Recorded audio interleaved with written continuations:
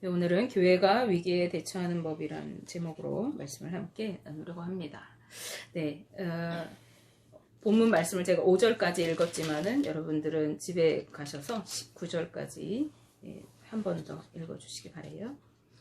제가 어저께 유튜브를 보다가 우연히 그 BBC 방송에서 방영한 영상을 하나 보게 되었습니다. 최근에 이 네팔 지역에서 기독교가 엄청나게 부흥을 이루고 있고 또 교회들이 세워지고 마을마다 믿는 자들이 막 이렇게 일어나는 그런 역사를 이루고 있다고 그래요. 그런데 그 일로 인해 가지고 네팔 내에서 이제 서로 상충하는 의견들이 분분하다는 거예요. 기독교를 환영하고 또 반기는 이 기독교인들의 입장이 있는가 하면은 원래가 이 네팔이 회교도 국가이거든요. 그래서 자신들의 나라의 그 종교 문화라든지 어떠한 문화 전통이라든지 이런 것이 기독교로 인해서 이제 침해를 받고 붕괴하게 되어진다라고 하는 우려를 표하는 반기독교 세력들이 있는 거예요. 그런데 이 네팔의 그 부흥 현장의 그 중심에 누가 있는가 하면 우리 한국 선교사님들이 있다는 것입니다.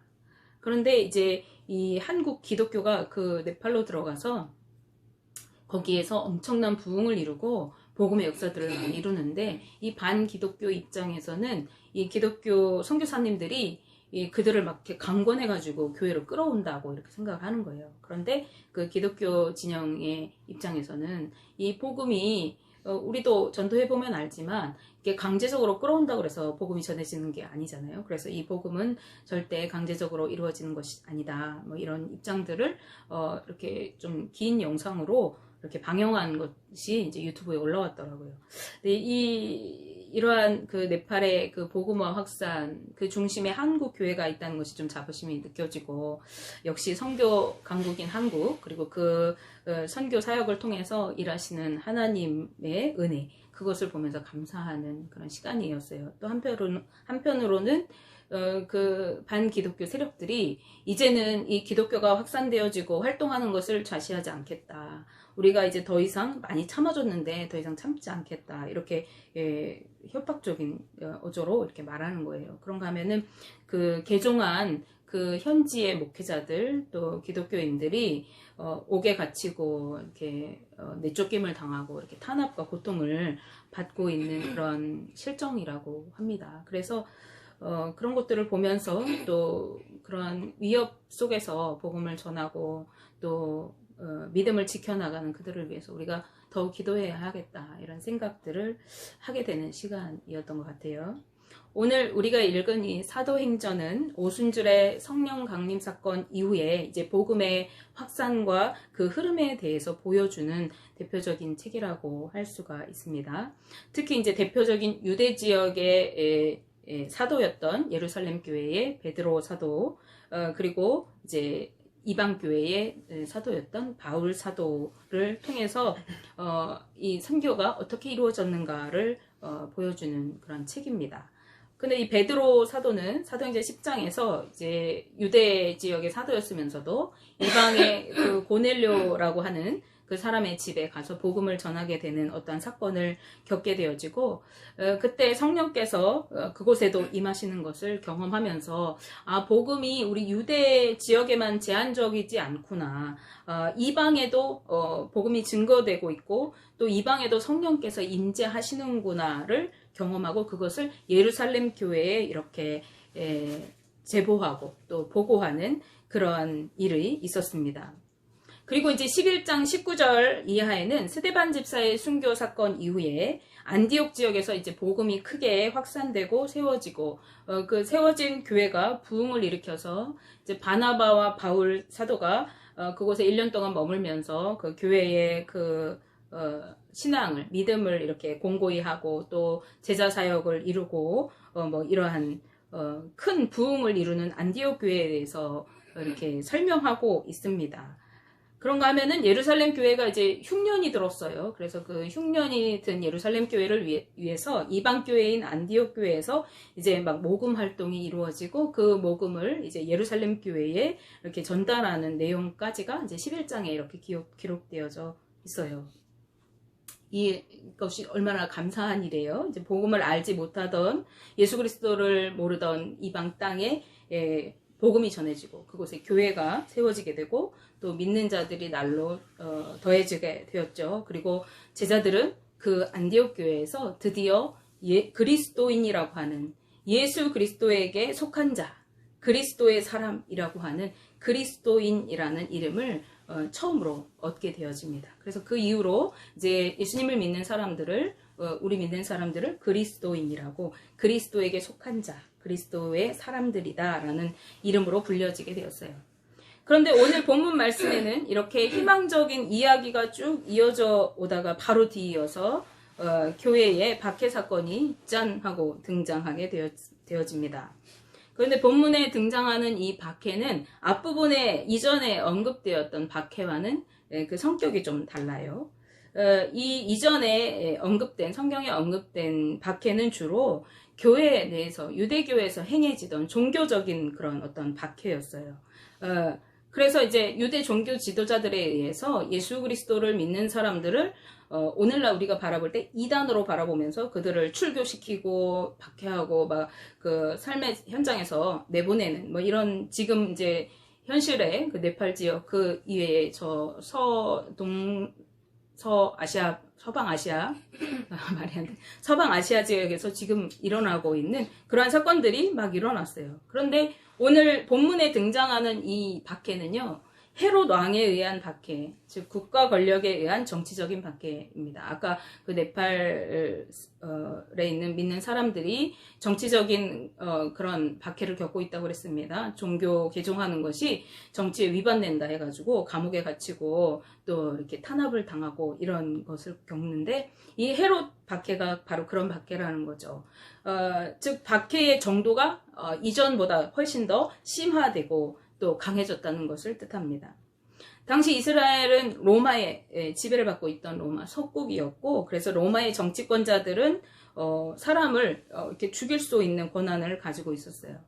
그리고 헤롯은 이 예루살렘의 분봉왕으로서 자신의 이 권위를 공고히 하기 위해서 유대교와 유대교 정책을 폈어요. 그래서 유대 종교 지도자들에게 가까이 하고 두터운 친분을 쌓았습니다. 그리고 자신의 왕권을 강화하기 위해서 이 유대주의의 세력을 얻으려고 했어요. 그래서 유대주의에게 당시에 큰 걸림돌이 되었던 이 기독교, 그 유대주의에서 쟤네들은 정말 골칫거리야 라고 여겼던 그 기독교 교회를 핍박하고 박해하는 그런 본보기를 삼기 위해서 특히 이 지도자들인 사도들을 박해하였습니다. 그리고 그 일환으로 오늘 이제 이 본문에 기록된 대로 요한의 형제였던 야고보를 참수시켜버려요. 그런데 야고보의 죽음을 지켜본 유대인들이 그 죽음을 보고 너무 기뻐하는 거예요. 왜냐하면 자신들의 그 종교적인 반대 성향의 사람이잖아요. 그리고 그 수장 중에 하나잖아요. 그 야고보가 죽는 것을 보고 기뻐하니까 헤롯 왕이 당시 교회의 지도자였던 진짜 지도자 중에 지도자인 베드로를 죽이면은 더 좋아하겠다라는 생각을 가지게 되고 이제 베드로를 잡아다가 옥에 가두었습니다. 이것은 당시에 그 유대 지역에 예루살렘 지역에 있는 최고의 가장 권위 있는 지도자인 베드로를 죽임으로 인해서 이제 교회의 그 세력들을 좀 이렇게 와해시키고 그리고 유대주의자들의 그 환심을 얻어서 저 왕은 우리의 그 정적인 것처럼 여겨지는 그 그리스도 교회를 이제 와해시키고 우리 편이 되어줬다 이런 그 선심을 얻기 위해서 그런 일들을 펼쳤던 거죠. 그는 유대의 절기인 무교절 기간에 일부러 베드로를 체포했어요. 다른 기간이 아닌데 무교절 기간에 이 베드로를 체포한 이유가 있습니다. 그것은 이 유대주의자들의 어떤 종교적인 전통과 관습을 이렇게 이용한 거예요. 왜냐면은 이 유대교들은 절기가 되면은 모든 각 지방 사람들이 예루살렘 성전으로 이제 모이게 되어졌어요. 모여서 그곳에서 하나님을 제사하고 예배하는 그러한 관례가 있었죠. 그래서 최대한 사람들이 많이 모이는 그 무교절 절기에 이 베드로를 잡아가지고 자신이 그 교회를 얼마나 싫어하고 박해하는지를 보여주고 또 유대주의자들에게 자신의 그 통치권을 이렇게 과시하는 그런 효과를 얻기 위해서 일부러 무교절에 베드로를 체포하는 그런 일을 저지릅니다. 그런데 체포하고서 그 베드로를 또 옥에 가두는데요. 베드로를 아주 철통보안 수비를 지키게 해서 네 사람씩 네 무리의 그 교도관들에게 이 베드로를 감시하도록 시켜요. 두 명은 그 베드로 옆에서 서로 이렇게 베드로하고 같이 양쪽에서 수갑을 차고 지키고 착고를, 그리고 또 두 명은 앞에서 이렇게 지키는 수비를 서게 되어졌는데요. 왜 이렇게까지 베드로를 철저하게 지키냐 하면은 이 헤롯 왕이 이전의 사건을 알았던 것으로 보여요. 이전에 이제 바리새인들과 사두개인들, 유대 지도자들이 시기심 때문에 이 바울과 사도들을 고발하는 사건이 있었어요. 근데 그때 하나님의 사자가 이 베드로와 사도들을 옥에서 탈출시켜주는 사건이 있었어요. 사도행전 5장쯤에 그 사건이 기록되어 있거든요. 집에 가서 확인하시고요. 예. 그 사건을 이 헤롯 왕이 알고 있었기 때문에 그런 똑같은 실수를 내가 저지르면 안 되겠다. 그래서 아주 철통보안 경비를 시켜서 이 베드로를 지키게 합니다. 그런데 이 헤롯이 야고보처럼 베드로를 단번에 죽이지 않고 이렇게 경비를 세워서 지킨 이유도 유대인들을 의식했기 때문인데요.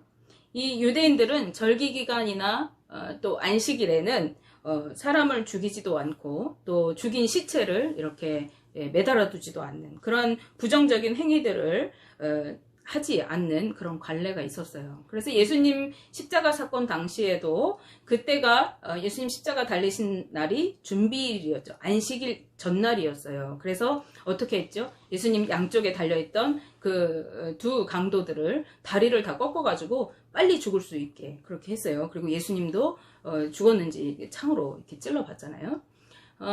그런가 하면은 그 시신을 이렇게 계속 걸어도 십자가형을 받는 그 흉악 범죄자들은 이렇게 형틀에 매달아두고 지나다니는 사람들로 하여금 보게 해요. 그래서 그것을 경각심을 갖도록 사람들에게 하는 그 시각 효과가 있습니다. 그런데 예수님 당시에 그 시신을 바로 죽은 그 당일에 거두어 들여서 치우게 하죠. 왜냐하면 다음 날이 안식일이기 때문에 그래요. 그래서 이러한 유대의 그러한 전통들이 있는 것을 알고 있었기 때문에 헤롯은 이 유대주의자들의 환심을 사야 했잖아요. 그래서 그 전통을 배려해서 이제 이 무교절이 지나고 6월절이 지난 다음에 베드로를 죽여야 하겠다 이렇게 생각한 거죠.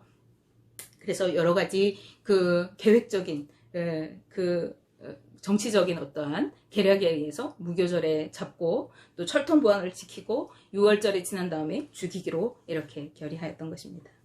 헤롯의 이러한 정치적인 의도와 유대 지도자들과의 결탁으로 인해서 이제 예루살렘 교회는 큰 위기를 맞이하게 되었습니다. 야고보 사도의 순교에 이어서 교회의 최고 지도자인 베드로 사도까지 투옥을 당하게 된 것입니다. 예수님 믿어도 또 교회에 다녀도 우리는 위기를 맞이할 수 있어요. 여러 가지 어려움을 당할 수 있습니다.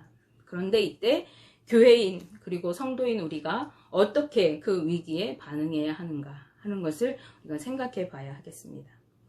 예루살렘 교회 성도들은 이러한 위기 상황에서 인간적인 방법들을 강구하지 않고 하나님께 간절히 기도하였다고 사도행전 12장 5절 말씀에 기록되어 있죠. 이에 베드로는 옥에 갇혔고 교회는 그를 위하여 간절히 하나님께 기도하더라라고 말씀합니다. 물론 이들이 이 위기 상황에서만 기도한 것은 아니었을 거예요. 초대 교회 그 사도행전을 통해서 보면은 그들은 모이기를 힘쓰고 기도에 전혀 힘쓰니라. 기도에 전심으로 힘썼다라고 기록하고 있죠. 이들은 평상시에도 기도했을 것입니다. 그러나 이 위기의 상황에서 그들은 더욱 하나 되어지고 연합되어서 합심하여 하나님께 기도하였습니다. 몇 번만 기도한 것이 아니라 꾸준히 계속해서 하나님 앞에 기도하고 간절히 간구하였습니다. 교회와 성도의 간절한 기도는 하나님을 움직입니다. 하나님은 성도들의 기도에 응답해 주시는 분이시기 때문에 그렇습니다. 사도행전 12장 6절에서 10절 말씀까지의 말씀에는 이 교회의 기도에 대해서 하나님께서 어떻게 응답하셨는지를 구체적으로 기록하고 있어요. 자세히. 하나님께서는 헤롯이 베드로를 죽이려고 계획한 날, 전날 밤에 이 베드로를 구원해내십니다. 베드로가 두 군인 사이에서 쇠사슬에 양쪽 손이 묶여서 이제 잠들어 있었어요. 이 베드로가 그 상황에서 잠들 수 있었을까요? 이제 내일이면 죽게 되는데 그러한 사실을 알았고 지금 자기는 잡혀 있어요. 그런데도 그가 잠들 수 있었던 이유는 이가 사나 죽으나 내가 그리스도를 위하여 살겠다 하고 하는 어떤 믿음이 있었기 때문입니다. 죽음이 두려운 것이 아니었던 것이죠. 이 베드로가 이렇게 잠들어 있었어요. 그때 주의 사자가 영광 가운데 그에게 나타나서 옆구리를 쳐서 그를 깨웁니다. 그리고 그의 손에서 쇠사슬을 벗기셨어요. 그리고 베드로에게 이제 띠를 띠고 신을 신고 겉옷을 입도록 지시하십니다. 띠를 띠고 신을 신고 겉옷을 입는다는 것은 이 이스라엘 사람들이 외출을 할 때의 복장이에요. 옷을 이렇게 정갈하게 입고 그 가죽 끈으로 묶어야 하는 그 신발을 정비해서 신는 것이고 겉옷을 걸치는 것은 집 안에 있는 복장이 아니라 외출하는 복장입니다. 그래서 이제 그렇게 옷을 정돈하게 한 다음에 따라오라고 지시하셨어요. 그리고 삼엄한 경비, 이 첫째, 둘째 파수를 지나서 시내로 통하는 쇠문에까지 이르렀다고 성경은 말씀하고 있어요. 하나님 앞에서 아무리 철통 같은 보안도 어떠한 철저한 노력도 무용지물인 것을 우리가 이 사건을 통해서 볼 수 있어요. 사울이 아니고 헤롯이 베드로를 절대 도망가지 못하게 이렇게 4명의 그 호위 부사들을 붙여가지고 그를 꽁꽁 싸매고 그리고 지하 감옥에 가두었는데 하나님의 사자가 그 모든 것을 통과하게 하신 것이죠. 그리고 쇠문에 이르렀을 때 그 쇠문도 저절로 열려지게 되어집니다. 성경에 다 있어요. 그래서 이제 그 쇠문을 통과해가지고 한 거리점 이렇게 갔을 때 천사가 떠나갔다고 성경이 기록하는데요. 근데 성경이 베드로가 이 쇠문을 통과해가지고 거리로 이렇게 걸어 나올 동안에 천사가 하는 것이 실제로 자신에게 일어난 일인 줄을 알지 못하고 내가 지금 환상을 보고 있구나 하고 생각했다고 말씀하고 있습니다. 그리고 천사가 떠나가자 그가 그제서야 정신을 차리고 하나님께서 나를 구원해내신 거구나, 하나님께서 직접 하신 거구나 라는 것을 알았다고 성경이 말합니다. 여러분, 상대방이 알든 모르든 우리가 간절히 기도할 때 하나님은 그를 구원해내시고 역사해 주십니다. 그리고 때가 이르면 그에게도 하나님의 역사하심을 깨닫게 하시는 것입니다. 이제 정신을 차리고 이제 하나님의 구원을 입은 이 베드로는 성도들이 모여 기도하고 있는 마가의 집으로 달려갔습니다. 그가 즉시로 마가의 집으로 달려갔다는 것은 그곳이 성도들이 자주 모여서 기도하는 곳이었음을 알 수 있죠. 이제 그곳으로 달려간 이 베드로가 문을 막 두들겼어요. 그러니까 이제 문소리를 듣고 로데라고 하는 그 집의 하인 여종 하나가 이제 그 문을 열어주러 이렇게 나왔는데 문 밖에서 들리는 소리를 들어보니까 베드로 음성이 들리는 거예요. 이 베드로는 지금 헤롯에 의해서 감옥에 갇혀 있고 내일이면 죽을 그런 처지에 있는 사람인데 그 목소리가 들리니까 이 여종이 깜짝 놀라고 또 너무 다 기뻤어요. 베드로 사도가 어떻게 문 밖에 있지? 그래서 이제 문을 열어줘야 되는데 이 여종이 거꾸로 집으로 막 뛰어들어가가지고 지금 문 밖에 베드로 사도가 와있다 라고 이렇게 얘기하였습니다. 그런데 그곳에 모여있던 성도들의 반응은요, 하인에게 이렇게 네가 미친 거 아니야? 너 제정신이 아닌 것 같은데 무슨 헛소리를 하는 거야? 라고 이렇게 반응했다는 거죠. 로데가 막 힘을 주어갖고 아니라고요, 분명히 베드로 사도의 목소리였어요 라고 막 힘있게 더 이야기했습니다. 그러자 이번에는 그러면 베드로 사도가 이미 죽었나 보다, 그래서 그의 천사가 그의 죽음을 알리러 왔나 보다 라고 이렇게 얘기합니다. 당시 유대주의자들은 그 사람의 천사가 있다고, 호위 천사가 있다고 생각을 했거든요. 그래서 그 천사가 알려주러 왔나 보다 라고 이렇게 말하고 있는 거예요. 성도들의 이런 모습은 우리가 무엇을 알 수 있죠? 이들이 하나님께 간절히 기도했는데 확신이 없었다는 이야기예요. 이들이 하나님 앞에 그렇게 매일 모여서 간절히 기도했지만 하나님이 그를 구해내실 거야 라고 하는 확신을 갖지 못했다는 이야기입니다. 우리도 그럴 때 있어요. 누군가 아파요. 감기 걸린 거 기도하잖아요. 하나님 감기 낫게 해주세요. 이런 기도할 때 감기 나을 거라고 생각을 해요. 근데 암병이 걸렸어요. 하나님 암 낫게 해주세요. 그런데 암이 설마 나을까? 이렇게 기도할 때 있잖아요. 이 제자들이 아마 그렇게 기도했던 것 같아요. 확신이 없이 기도했지만 그들의 간절한 기도에 하나님은 반응하셨죠. 여러분, 우리가 기도하다가 지치고 확신이 없어서 내가 기도하는 게 맞나? 이런 생각이 들 때가 있을 거예요. 그럼에도 불구하고 끊임없이 계속해서 기도하시기 바랍니다. 주께서 반드시 역사하시고 주님의 일하심을 보게 하실 것입니다. 이제 제자들을 하고 이렇게 로데가 막 이야기하고 있는데 밖에서 문이 계속 두드려지는 거예요. 그러니까 그들이 그제서야 이제 막 몰려나갔어요. 문 밖에 가보니까 베드로가 서 있었습니다. 성도들이 이제 모두 놀랐어요. 문 밖에 잡혀 있어야 할 베드로 사도가 서 있으니까요. 그래서 서로 한마디씩 했을 것입니다. 아니, 이게 어떻게 된 일입니까? 어떻게 여기까지 오셨습니까? 누가 풀어준 것입니까? 막 말하고 있을 때 베드로가 손짓으로 그들을 조용히 시키면서 하나님께서 자신을 어떻게 구원해내셨는지를 그들에게 자세히 일러줍니다. 그리고 당시에 예루살렘 교회의 지도자였던 예수님의 제자인 예수님의 동생인 야고보 장로의 수장이었던 것 같아요. 야고보 그리고 그의 믿음의 형제들에게 자신에게 하나님께서 어떻게 행하셨는지를 자세히 전해주도록 그들에게 당부를 시키고 이제 헤롯을 피해서 다른 곳으로 피신하게 되어집니다. 그런데 여러분, 왜 안디옥 교회가 한창 성장하고 있을 때 이러한 예루살렘 교회의 박해 사건이 일어나게 된 것일까요? 왜 야고보 사도가 순교를 당하고 이 예루살렘 교회의 수장인 베드로가 이제 죽음의 위기를 경험하고 잡히게 되었던 것일까요?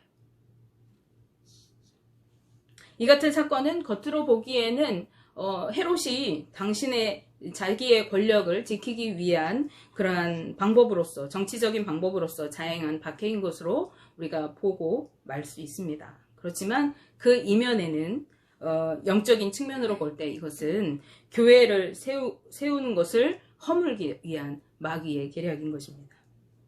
마귀는 교회가 성장하고 교회가 세워지는 것을 결코 그냥 두지 않습니다. 그 이유가 뭘까요? 왜 마귀는 교회가 세워지는 것을 그렇게 싫어하는 걸까요? 왜냐하면요, 교회가 이 땅에 세워진다는 것은 하나님의 지경이 넓혀지는 것이고 하나님의 나라가 이 땅에 확장되어져 가는 것을 의미합니다. 그것은 다른 말로 말하면요, 이 세상에 권세 잡은 마귀의 입장에서는 자신의 땅, 자신의 지경을 빼앗기는 그러한 형국이 되는 것이죠. 이것은 하나님의 나라와 마귀의 세력 간의 영적인 전쟁인 것입니다. 이제 마귀는 교회를 무너뜨리기에 혈안이 되어 있을 수밖에 없죠. 왜냐하면 자기의 세력을 빼앗길 수가 없기 때문에 그렇습니다. 따라서 교회를 세워가는 일은요, 마귀를 대적하고 마귀를 대항하는 영적 전쟁인 것입니다. 그리고 영적 전쟁에서 가장 효과적인 방법은, 효과적인 무기 중에 하나는 우리가 하나님 앞에 간절히 기도하는 것입니다. 따라서 교회와 성도들은 위기의 상황을 영적으로 바라볼 수 있는 눈이 있어야 하고, 마귀의 세력과 하나님 나라 사이에 이 영적 전쟁에 민감하여서 기도로 승리를 이루어야 하는 것입니다. 우리가 기도할 때 하나님은 일하시고 승리를 이루어 가십니다. 그리고 우리는 그 기적의 현장을 누리게 되어지는 것입니다. 또한 이 위기의 사건은 단순히 위기로 그쳐지는 그러한 사건이 아닙니다. 이 위기의 사건은 복음의 사역의 전환을 의미하는 아주 역사적인 의미 있는 사건인 것입니다. 본문에 등장하는 사건에서 베드로는 헤롯을 피해서 다른 곳으로 떠났다고 성경에 기록하고 있죠. 그리고 그 이후에 한 1, 2년 지난 후에 다시 안디옥에 이 베드로가 등장합니다. 갈라디아에서 나오는데요. 그리고 헤롯이 죽고 난 이후 예루살렘에서 예루살렘 공의회가 열립니다. 그 공의회 현장이 사도행전 15장에 기록되어 있는데 이때에 베드로가 그 예루살렘으로 돌아오게 되어집니다. 그런데 이 사도행전 15장 그 회의 장면에서 베드로가 등장하는 그 장면을 제외하고 오늘 이 사건 이후에 사도행전에서 더 이상 베드로의 이름이 등장하지 않습니다. 그리고 이제 오늘 우리가 읽은 사도행전 12장 맨 마지막 절 25절 말씀에는 바나바와 사울이 예루살렘 교회에 구호금을 전달하고 그 안디옥 교회로 다시 돌아간 사건을 굳이 거기에 기록하고 있어요.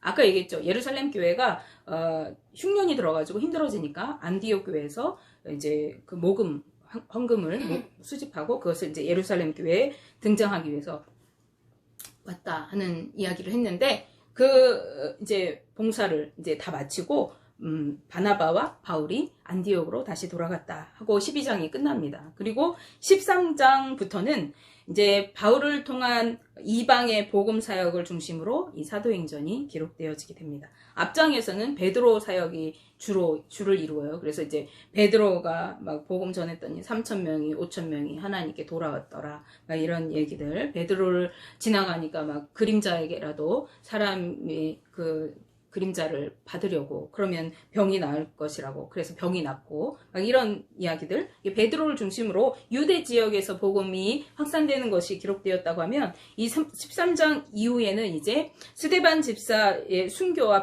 박해 이후에 이제 이방으로 복음이 막 뻗어나가고 그 중에서 이방을 박해하려고 뛰어가던 이 바울을 하나님께서 변화시키셔서 바울 사도를 통해서 이제 이방 지역으로 서아시아 지역으로 복음이 막 확산되어지는 그 내용이 이후부터는 전개가 되어집니다. 스데반 집사의 순교 사건 또한 순교가 끝이 아니라 스데반 집사를 통해서 복음이 이방으로 열려지는 그런 계기가 이루어지는 사건이 되었듯이 오늘 이 사건도 마찬가지로 이제 유대 지역의 복음 선포에서 이방 세계의 복음 선포로 그 전환을 맞이하는 어떤 계기가 되는 사건이 되는 것입니다. 이와 같이 교회와 우리 성도들은 위기의 순간을 단순히 위기와 절망으로 끝나는 것이 아니라 때로 그것이 하나님의 새로운 역사를 열어갈 시작일 수 있음을 우리가 기억해야 하고 이때에도 하나님의 뜻을 온전히 이루기 위해서 기도해야 하는 것입니다. 우리는 살아가면서 수많은 위기와 역경과 환난들을 경험합니다. 크고 작은 것들이죠. 때로는 뭐 경제적인 어려움, 또 사랑하는 사람을 상실하는 어려움, 또 건강을 해치는 어려움, 여러 가지 어려움들, 때로는 감당하기도 힘든 그런 어려움들이 있을 수 있어요. 그러나 여러분에게 위기의 순간은 결코 위기의 상황으로 끝나지 않을 것입니다. 절망과 위기의 순간으로 여러분의 그 위기가 끝나지 않도록 하나님께서는 역사하실 거예요.